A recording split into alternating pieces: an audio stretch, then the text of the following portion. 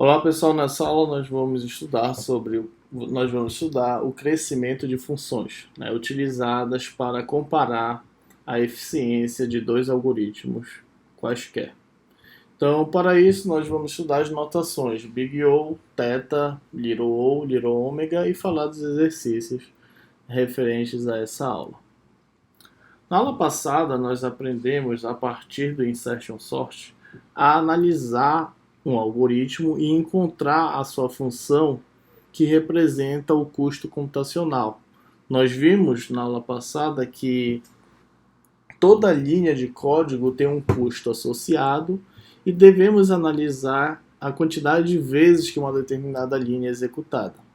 A partir dessa análise inicial, a gente consegue então criar a função que representa o custo computacional do algoritmo. E essa função é a unidade de comparação que nós devemos utilizar entre dois algoritmos. Então, para comparar dois algoritmos, a gente precisa encontrar as respectivas funções que representam o custo computacional dos algoritmos comparados. A partir dessa comparação, a gente consegue determinar a complexidade desses algoritmos em relação ao tempo e espaço. Então, é isso que nós queremos fazer e mostrar a partir das notações na aula de hoje. Comparar dois algoritmos, é necessário encontrar ou conhecer as funções que representam o custo computacional desses algoritmos, para então mostrar a complexidade desses algoritmos e dizer, né, qual algoritmo é mais eficiente. Esse é o grande objetivo da comparação. Então aqui nós temos como exemplo dois algoritmos hipotéticos, o algoritmo A e o algoritmo B, e as suas respectivas funções que representam o seu custo computacional.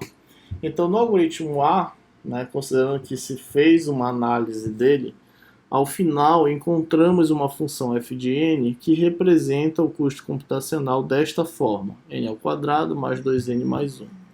Já no algoritmo B, considerando uma análise realizada sobre ele, encontramos ao final desta análise uma função g de n que representa o seu custo computacional dessa forma, 2 na n. Ok, tendo essas duas funções conhecidas, a pergunta é: qual dos dois algoritmos é mais eficiente? Bom, então para responder a gente precisa comparar essas duas funções. Uma forma de comparar essas duas funções é a partir da análise do gráfico dessas funções, né? Analisar o comportamento dessas funções a partir da plotagem. Então, por exemplo, se a gente plotasse essas duas funções f de n e g de n, que representam respectivamente o custo computacional do algoritmo A e do algoritmo B, para determinados valores de n, a gente poderia ter esse comportamento. Então aqui a gente está plotando o comportamento dessas funções para valores de entrada de 0 a 4. Então o eixo x aqui representa o tamanho da entrada, né, que são os dados utilizados pelos algoritmos, e o eixo y representa a quantidade de instruções executadas em função do tamanho da entrada. Então, para valores de 0 a 4, o que a gente pode observar? Que a quantidade de instruções executadas pelo algoritmo B é sempre menor do que a quantidade de instruções executadas pelo algoritmo A.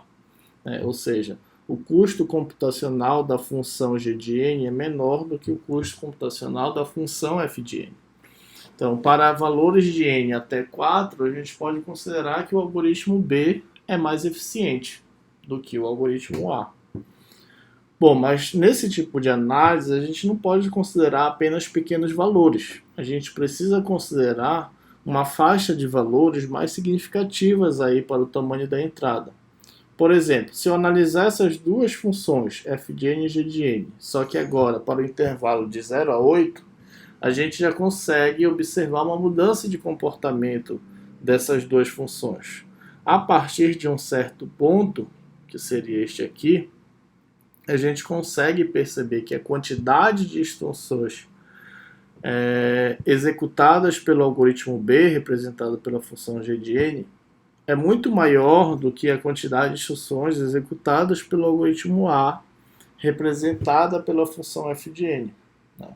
Então, quando o valor de n cresce, a gente percebe que o algoritmo A é mais eficiente, porque ele executa menos instruções. Né? Nesse caso aí ficou bem claro, porque se vocês bem perceberem, a função f de n ela era uma função quadrática, n ao quadrado mais 2n mais 1. Já a função g de n era uma função exponencial, 2 na n. Então, para valores n grandes, né, a exponenciação ela vai ter um custo muito maior do que uma função quadrática aí neste caso. E interpretar esses tipos de funções é importante, a gente vai ver mais lá para frente. Mas aqui o que, que a gente precisa entender? Que ao analisar a partir de gráficos o comportamento de duas funções, é sempre importante considerar o tamanho da entrada, valores significativos. Quando eu falo que os valores são significativos, a gente deve considerar que esse tamanho da entrada seja grande, grandes valores de entrada. Quando esses valores de entrada são grandes, são significativos, a gente pode falar que a análise dessas duas funções está sendo realizada assintoticamente para grandes valores de entrada. E aqui no caso, quando nós queremos comparar o custo computacional de duas funções para determinar a complexidade desses algoritmos, a gente sempre deve fazer essa análise na perspectiva assintótica, ou seja, para grandes valores de entrada, justamente para não acontecer isso aqui, olha, ter uma falsa impressão de que um algoritmo é mais eficiente para pequenos valores. Então a gente não pode fazer esse tipo de análise, a gente sempre tem que fazer para grandes valores de entrada, ok? Então, a partir desses dois gráficos, o que a gente pode concluir? A gente conclui-se que f de n é mais eficiente que g de n a longo prazo. Esse a longo prazo significa, especificamente, no exemplo anterior, para todo n maior ou igual a 6. Certo? Então, a partir do ponto 6, no valor de n, a gente percebe que sempre f de n vai ser menor que g de n. A quantidade de instruções executadas por f de n vai ser menor do que a quantidade de instruções executadas por g de n. Ao comparar algoritmo, devemos fazer uma análise assintótica do problema. Em outras palavras, considera-se grandes valores nas instâncias, nos valores de entrada. Já tínhamos falado disso, ok? Aqui um outro exemplo. Vamos supor que eu queira comparar novamente dois algoritmos hipotéticos A e B, só que agora o custo computacional do algoritmo A foi determinado pela função f de n, que tem esta forma. Meio n ao quadrado mais 3n. Já o algoritmo B foi realizada uma análise, né, e foi encontrada a função g de n, que representa o seu custo computacional desta forma, n ao quadrado. Pergunta: qual dos dois algoritmos é mais eficiente? Bom, nós podemos seguir a mesma estratégia, né, para valores n significativos, verificar o comportamento dessas duas funções nos nossos gráficos. Então, por exemplo, ao analisar os comportamentos de f de n e g de n para n de 0 a 10, a gente percebe que em determinados pontos f de n tem um custo maior, vamos dizer que até o ponto 6, até aqui, olha, f de n tem o número de instruções executadas é maior do que g de n, mas depois de um determinado ponto, né, f de n tem um comportamento melhor porque o número de instruções executadas é menor que g de n. Mas estão próximas, né? Podemos considerar que estão próximas. Mas e se a gente aumentar esse valor de n?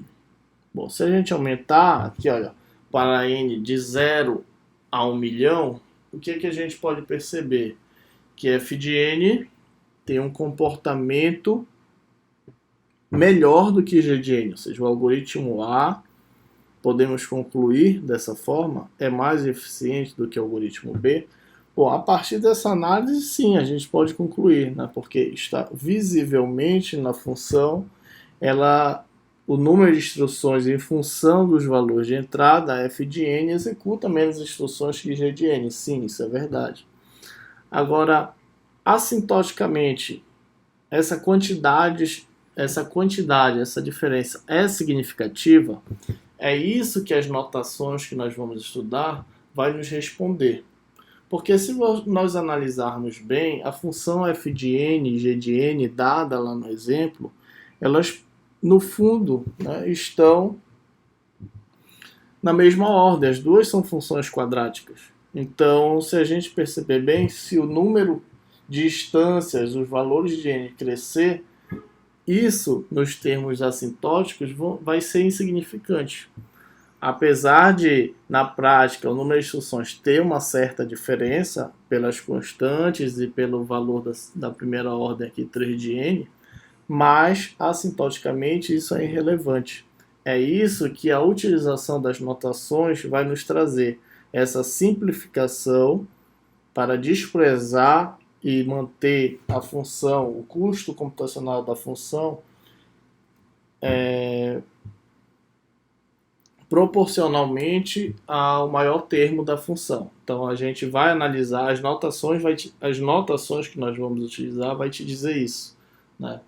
Então, para não ter esse problema de diferença de analisar o gráfico aqui, como foi o caso de f de n e g de n, mesmo que as funções tenham a mesma ordem, as notações que nós vamos aprender vai te dizer se essas diferenças são significativas ou não, tá? Então é essa a interpretação das notações que nós vamos utilizar.